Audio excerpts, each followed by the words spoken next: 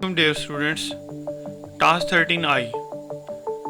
Task 13 आई में हमने जो मेन काम करना है that is the wrap text. और सबसे पहले मैं इस टास्क को करवाने से पहले मैं आपको डिटेल में समझाना चाहूँगा कि टेक्स्ट रैपिंग एक्चुअली होती क्या है, इसका मकसद क्या होता है।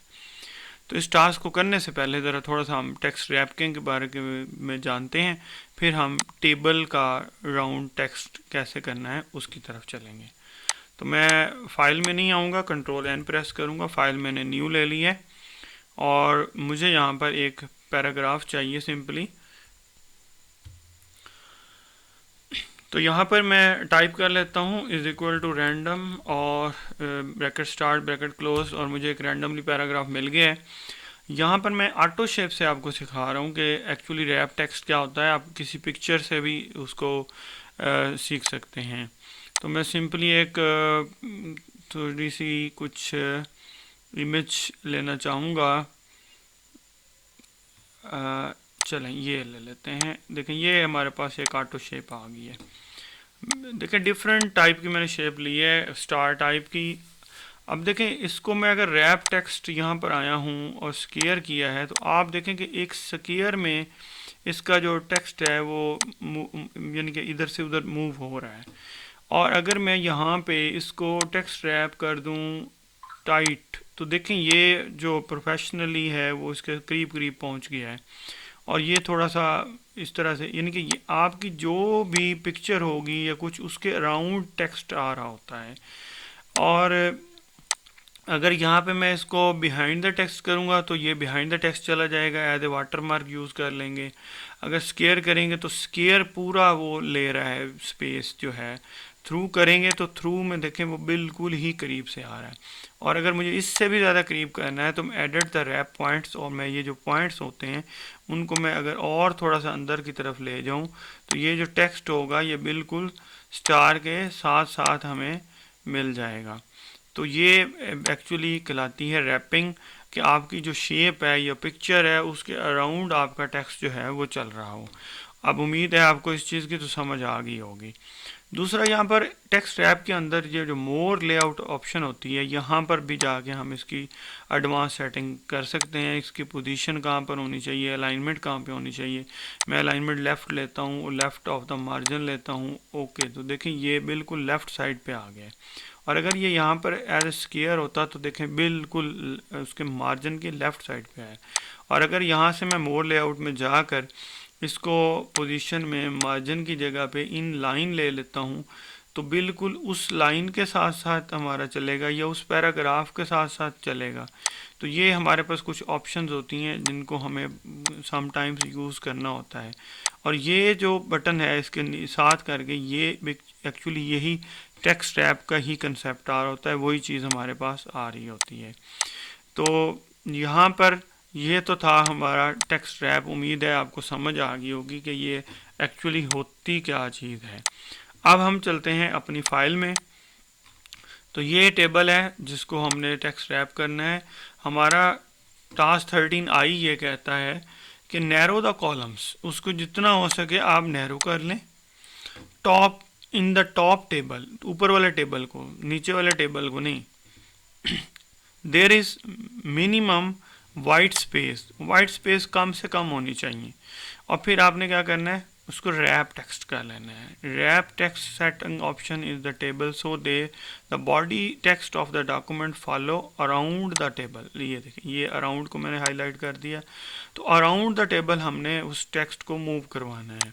चलें जी, हम चलते हैं अपने टेबल पे। सबसे पहले तो इसका साइज़ जितना हो सके कम कर लें। लेकिन ये अगले में इसमें जा रहा था, मैंने उसको नहीं करना। ये क्लोज। अब देखिए इस वक्त कोई वाइट स्पेस नहीं है, कोई एक भी हमारी लाइन आगे नहीं जा रही। तो यहाँ पर ये ओके है हमारा। और ये एक स्पेस मैंने पहले की दी हुई थी, वो उसको हमारा नहीं होना चाहिए। अब देखें ये टेबल यहाँ पर आ गए। इसको सिलेक्ट करें, टेबल की प्रॉपर्टीज़ में जाना है।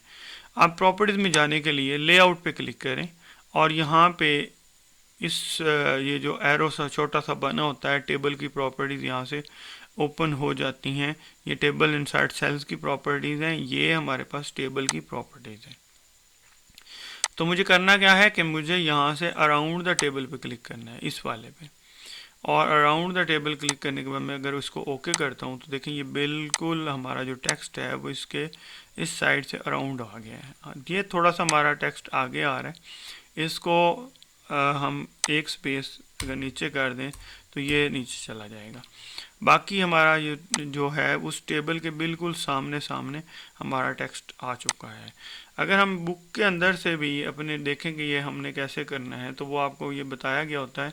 और एंड पे जो हमारी जो शेप है वो देखें ये बनती है। तो उसमें वो ये कह रहा है कि ये जो दिस टेबल है बिल्कुल यहाँ पर आना चाहिए, और ये जो टेम्परेचर वाला है जो मैंने एंटर करके अगले पे ले गया हूँ वो यहाँ पर आना चाहिए। इट्स मीन कि वो हमें आगे नहीं लेके जाना था, उसको भी वहीं पे हमने रखना था। तो हम इसको दोबारा से ये वाला एक स्पेस जो दिया है वो ख़त्म कर देते हैं, एक स्पेस रहने देते हैं। तो ये इस वक्त हमारा बिल्कुल ओके है, इसमें हमारा कोई इशू नहीं है फाइल के अंदर, ठीक है। तो ये एक्चुअली समझाने के लिए था। और यहाँ पर उसने मतलब ये जो सिंबल आ रहा होता है ये पैराग्राफ को शो कर रहा होता है कि यहाँ पर पैराग्राफ हमारा एंड हो रहा है। और अगर हम यहाँ से सिंबल को ऑन कर लें तो ये हमें बता रहा है कि देखें यहाँ पर हमने एक स्पेस ज़्यादा दी है, वो बता रहा है। तो ये कुछ इस तरह से हमारा टेबल जो है वो आ जाएगा। अगर इसको थोड़ा सा हम कोशिश करें और काम करने की तो देखें बिल्कुल एक्यूरेट उसके मुताबिक हो गया है जो हमें चीज़ चाहिए। पैराग्राफ सिंबल को ऑफ करता हूँ। फाइल को यहाँ पे सेव करना है, किस नेम से सेव करना है, टास्क 13 आई के नाम से। Then we are going to save our file again task 13 I in the my work task 13 I. और अपनी जो भी फाइल्स बनाएं इनको हमेशा अपने पास सेव रखें, क्योंकि जब आप टास्क 14 करेंगे 14 चैप्टर पे जाएंगे या 15 चैप्टर पे जाएंगे तो आपको टास्क 13 वाली फ़ाइल की ज़रूरत पड़ सकती है।